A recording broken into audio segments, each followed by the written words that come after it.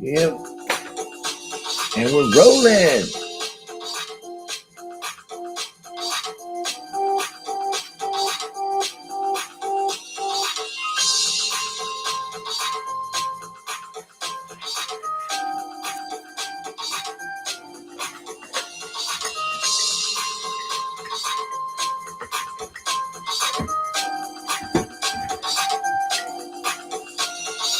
Almost there.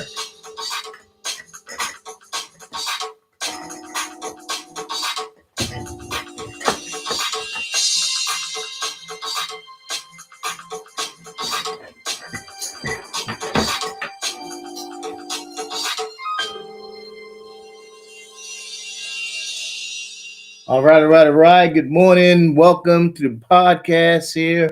I'm Dr. Joe Blake, and I hope you're having a wonderful, wonderful day in the neighborhood. And hey, it's a great day in the USA. It's a great day in the USA. You know, it's still a great day in the USA. Welcome to today's podcast, and I want to tell you, hey, we've got some great information to follow up with you on in regards to this. The power, economic perseverance, sticking it through, buckling it up and riding it out in 2025. Because I tell you, it's times like now where it helps to get a little positive word, a positive spin on what needs to help you win. Really, when it's rough out there, you gotta have that extra push, that extra to help make things happen in 2025. So I want to remind everybody, I posted already on Facebook to give everybody more insight of what's coming up. Remember, there's a Mastermind May that's coming. Mastermind May, there it is right there. Mastermind May, May 17th from 10 to noon. You can go to my Facebook, you can go on my website. It's scrolling at the bottom there. You can sign up for Mastermind May. There is a fee for that. I mean, that right there, that's the cost for that. Because I'm going to bring you some great information there. The feature there is going to be about cash vibration frequencies. And see, there's something in that that helps us understand how you want to attract the wealth to come into your life. And I got some, oh man, it's some deep stuff. I'm telling you, it is some deep things I want to share with us Deep things is going to bring more insight into your life about the physical things and the non-physical things when it comes to attracting that financial wealth into your life there. So I want to bring my oldest son. Is a chip off the old shoulder. That guy's got all kind of education in his life. He's also a military veteran, uh, like his dad. All kinds of education, all the good stuff. Joseph, you there, son? Where I'm you at, here. son? How's it going? Hey, I'm right here. All right, hold on. Let me. What's going on here? Let's see. Hold up. Where's my boy? Where's my son? Hold up. There you go. Hello. Yep. How's your day going, son? Going well. Going well. Enjoying this Saturday. Doing this Saturday. All right, all right. Okay, so we're gonna embark on talking about part two, the power of economic perseverance. So let's kind of go into it here a little bit. Navigating the stormy seas, power of economic perseverance. So in part two of the series, we just go ahead. It's gonna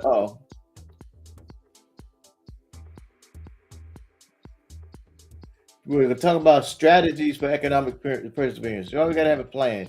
You got a plan for everything. It's better to have a plan and not need it than to need a plan and don't have it. So when you have times like this occurring, you want to make sure you have a plan to get some things or strategy to get you through the tough parts, to get you through the steeds. Now, this is I always have the word that comes. I always follow the word because God is my source and everything. So in James, it says, consider it sheer gift or joy for friends when your tests and your challenges come from all sides. And right now, we're getting tests and challenges from all sides. You know that under that pressure, your faith life is forced to open up, and its true colors of what's going around you show themselves.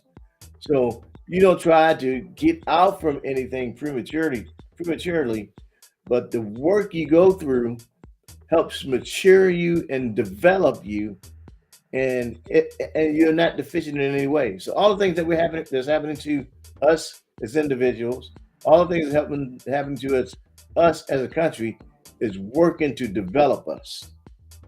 We don't like how it feels. We don't like how it looks, but out of it all, it's going to develop us as individuals and as a country to come back even stronger. So uh, we're going through it, but out of it all, we're going to come back as a stronger nation, a stronger country, stronger individuals. So we just, like I said, buckle up and ride it out. Buckle up and ride it out. All right. So, how do you build a strong financial foundation? How do you build a strong financial foundation? One, core financial elements. Understand uh, budgeting, debt management, savings for crucial financial security. Two, emergency fund importance, well established funds against unexpected financial setbacks. And three, investment knowledge. So these are all different strong ways to have a solid financial foundation.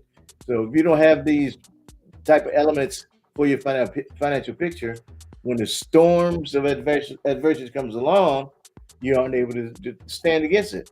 So if you don't have those, I mean, those foundations are important. Don't you think so, son? Yeah, absolutely. So, um, so if you don't have it, you got to set aside things for every time. You got to get rid of the bad debt that's out there. Save for the emergencies. Save for something, the things that you want. I think about now. I got one of those cars that society hates, but I got it before my man got all jacked up. Oh, I got a Tesla, right? Sorry, go on. But I wanted that vehicle, and I saved for it, and actually I ordered it, and I ordered my car in 2016, and I had to wait 2 years before I got it. 2 years, yeah, even the balloons went up. 2 years. So 2 years, 2018, I had to wait until I actually got my vehicle delivered. So I drove around in a truck It was an SUV, and man, it sounded like an SUV when I drove down the road. Yeah, nah, nah, nah. But I was waiting for the car that I wanted, and once it got delivered, and I was able to jump into it. Man, I was happy. My seats were leather. Air conditioning worked like a charm, and I like the fact that when I go into the store, my air conditioner stayed on, didn't burn no gas. So, especially in Arizona, man, it's like 125 degrees every day. And so I go into the store, and my car. I got back in my car, and it's cool. Hot car. So, you know, I saved for that. So something I wanted, and set aside for that, and then I got it. So that's a part of that's just a part of that strong foundation you want to have. All right. Um, you got look up by leveraging community and support networks. So strengthen your resilience to engage in a community network, fostering resilience, providing emotional support, resource sharing, collaborating, problem solving. What do you think about community support, son?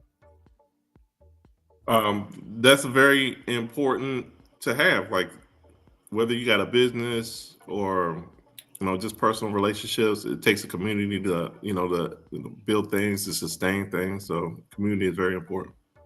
Yeah, community. So community competence. What type of community support do you have you engaged in, or have you been a part of before? I mean, I would say coaching. I've coached my son's basketball team, and at the time they looking for a coach, and so not too many parents have the time or the flexibility to do that. So that was just one area where I stepped up and I was able to help out my community. How man, that was how. I mean, how long was coaching season? Did you win any It games? it, it seemed a lot longer than I had bargained for. It was like I want to say a good 2-3 months. It feels like forever when you're doing it, but it was a lot of character development for the player, for the athletes, young athletes, as well as myself. There was a lot of challenges in that season, and I learned a lot about leadership. Even though it's younger kids, it's still they still need to be motivated, still need to be challenged. So it was a great opportunity right there. How did you? Now you felt good doing that. Yeah, I felt awesome doing it. I'm upcoming season. I want to do it, and I realized like coaching is really a year round thing. It doesn't just start and end when the season starts. So, Yeah. and I still consider myself a coach today. Okay. How did your son? How do you think your son felt about it? He was definitely challenged, and he there was some points throughout the season where he stepped up and he was taking on a leadership role, and he had a blast. He enjoyed himself, so we both enjoyed each other. So it was great. Okay. Okay, that's good, man. Is there anything that caused you to? What kind of pushed you into getting doing that? You just wanted to help your son and just. Well, I mean, you also coached my teams growing up, so I had that inspiration right there. And so I kind of want to take on the challenge, take on the family tradition. Yeah, I know what I was doing. I didn't know what I was doing either, man. I was like, okay, I'm gonna do my thing. Yeah, but kids remember that, and you remember me doing it, so that's cool, man. When you do something like that for your kids, man, it's a joy, Hmm. man. Man, it's a joy. Another community involvement. I did a lot of do a lot of. I've done a lot of community involvement with my church, and I used to drag you right along with me Hmm. and everything. But that community involvement also give you connections. Before Hmm. I came here, I was at a men's fellowship at my church. It's the first one I've been to because another church I was going to, I was involved there for like 18 years. And man, I was like, okay, I'm gonna sit down for a while. And I told those guys there, I was engaged so much. I said I sat down for a while, but I'm here now. And they were like, "Yay!" I was like, Hmm. "Oh my God, that's me." Oh yeah. But when you have those different, when you have those engagements, the individuals there, and it helps build them up as well when they know they have someone that has experience in that, and you create that camaraderie and that's a network of support. Especially if you're a business owner, when they need business, they know you're a business owner, you know you're educator. It helps them and helps you at the same time. So it's good to have that community involvement, engagement like that. All right. So adapting to change, flexibility, and financial planning.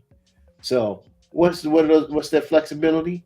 One, dynamic financial strategies. Implementing financial strategies allows you to respond effectively to unexpected changes. So how many unexpected changes have we seen in the past 2 months? What's the Quite a number? bit, quite a lot, a lot.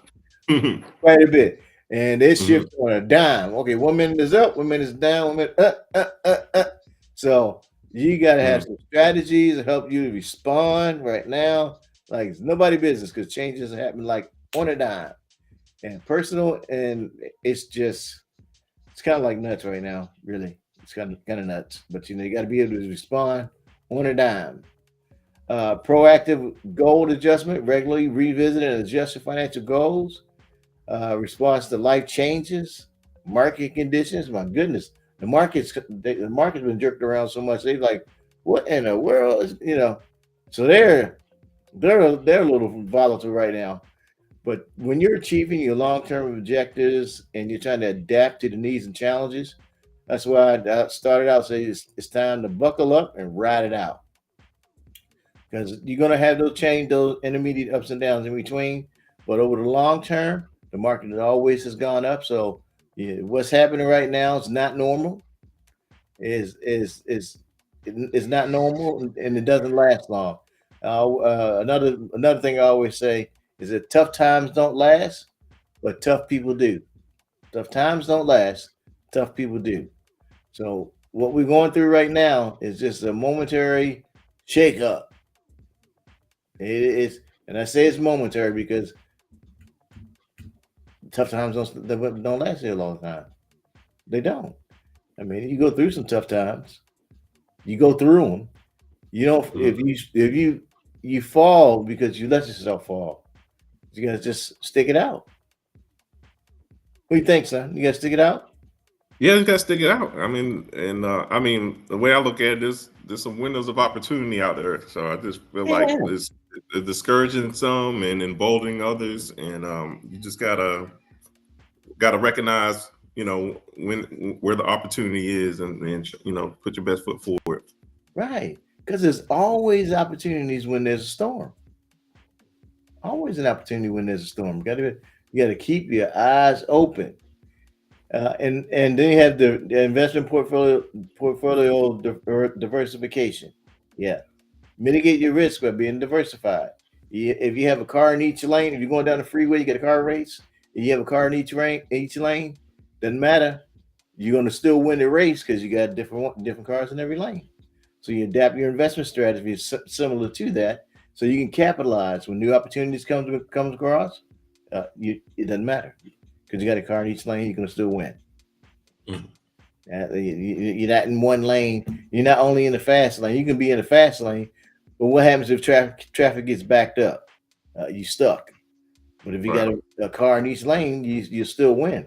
So having that diversification helps you, you know, keep an edge on everything. And if you always in one rut or in one place, is tough. And that's why I shared the example of having four windows of success.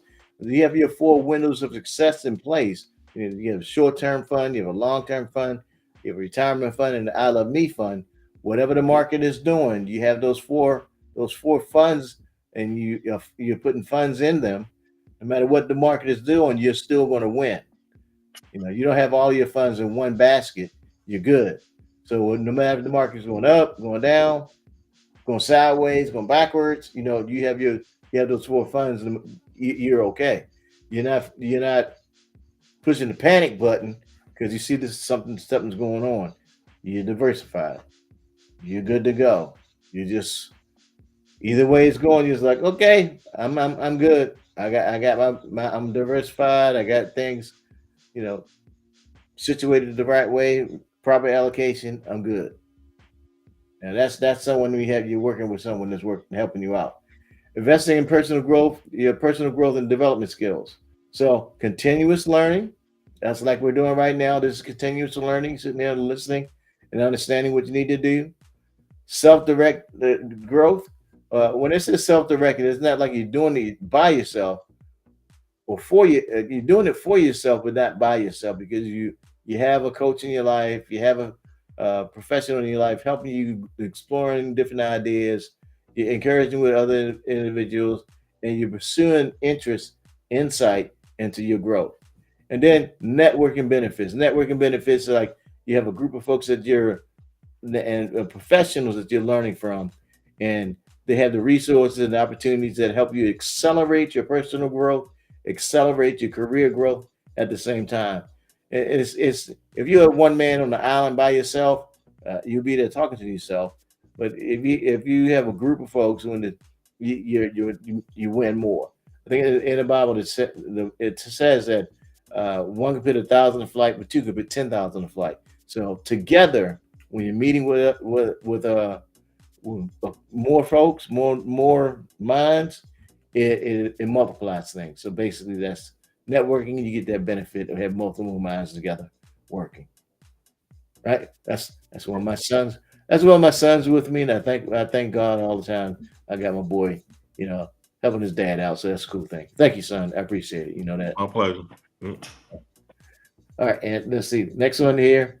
Uh finding finding hope, strength in difficult times. And this is difficult. So you got transform a business adaptation, community empowerment, personal growth through challenges. You know, adapt. You gotta survive, adapt, and overcome. That's military right there. You got to be able to survive, adapt, and overcome. So I mean that's military. That's life. That's growing up in the hood. You got to be able to do that. And we already kind of talked about the community, being involved in the community, at the most important backing, and that personal growth. We touched on that already as well. Uh, like, what book are you reading now, son? You know what book? What book are you reading? I'm reading your book, the Joseph.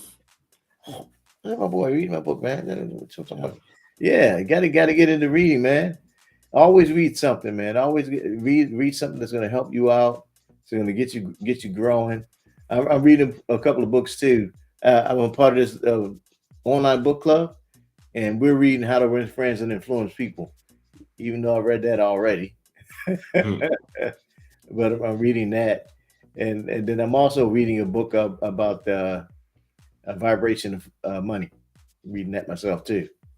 So Mm. I read a couple of those. So always, man, I always look at personal reading, and I'm crazy about reading anyway, which uh, somehow I don't know how it happened, but you got that too.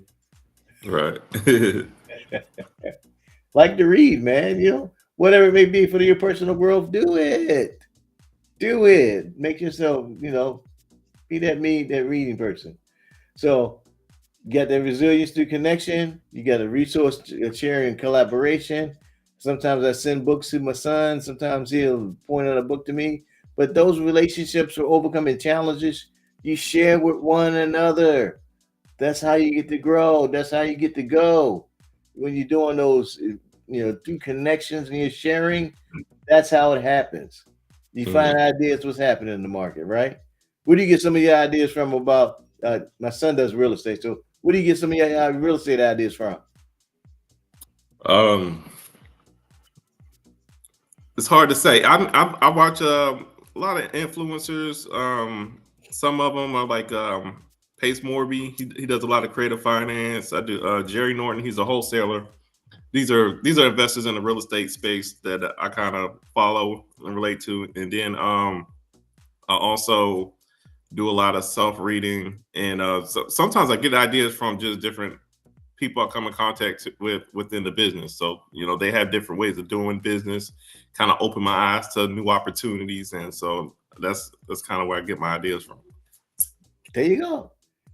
Mm. Yeah, that's how it happens, man. So You can't. If you try to come up with it, you can come up with your own if you have God there. But God put people in your face, in your place too, in your way for you to learn some Mhm. things too. So, I mean, that's how you got to get that resilience, that economic resilience in you. You can't sit in where you are, and you got to go out there, press the flesh, so to speak. Go out there and speak with other people, and Mhm. sometimes you get the word out there. Got to have I'm, that I'm power. learning to think bigger. Yeah, want to think bigger.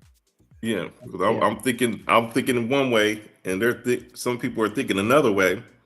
And at the yeah. time that they present it to me, it doesn't make sense. But when I step back and reflect on it, I'm like, oh, I see That, something big. I see something different. yeah. See something different because you're out there. You're looking for every the good in every situation. Looking for a Mm-hmm. lesson. You're looking for something that's going to get you going. You're Mm-hmm. looking for a solution for whatever problem you may be facing. You're looking for that solution, and you're Mm-hmm. looking for the good in something that's out there. So when you're looking for the solution and looking for the good, you'll find it. Uh-huh. And on the flip side, if you're looking for negative something bad, you'll find that too. But Mm-hmm. that's why you look for the good. You look for Right. your solution because that's what you'll find. Have that in your mind. Looking for the good, looking for the solution, you'll find it. Mm-hmm. All right. So that's what we have to share for today, and that ends us with the power economic perseverance. So, son, I'm gonna put you on the backstage for right now. I want to end this with the last little bit of commercial stuff. So, hang on, son. Okay. All right. Sound good. All right. So, just want to remind everyone. Uh, Here's the QR code where you can download the second book that I have on my trilogy. The first one was the financial literacy that lasts a lifetime. This one is about financial legacy that lasts for a generation. So literacy and legacy. I have a third book that's going to be coming probably about a year or so away. That's going to finish the trilogy that God gave me for writing my books. You can scan that, and pick that one up. Also, lastly, I want to make sure that you like and subscribe to the channel. Please like and subscribe to the channel to get the word out about what we're sharing financial literacy. This QR code, you can download the companion app that goes along with the book. So the companion app has all it has our blogs, a newsletter that we put out each week in regards to the information that we shared here. Also has the podcast on the app as well, and I put out information on weekly basis and in between as well about the financial things that economic things that we cover. I like to give as much information as possible that I've been an investment advisor for 31 years, and so I like sharing information and get things out there. I've helped thousands of families that out there. I've been teaching in college, community college for the past 11 years as well. So I mean, that's just me. I'm an educator, but I came from the inner city of Baltimore, Maryland. I got four adult children. All four of my kids have master's degrees, and three of my children teach at a college, and my baby is a major in the army. So all of my kids are successful, and I'm not say that I'm not saying that to brag. I'm just showing that I believe in education and believe in understanding to get folks to go in the right direction. So, with that, hope you gained some information for today. I'll be back again next week with my son, and we'll be able to share more information about financial literacy. And I just want you to remind you that you continue to stay tuned, stay informed, and stay on point. See you next week.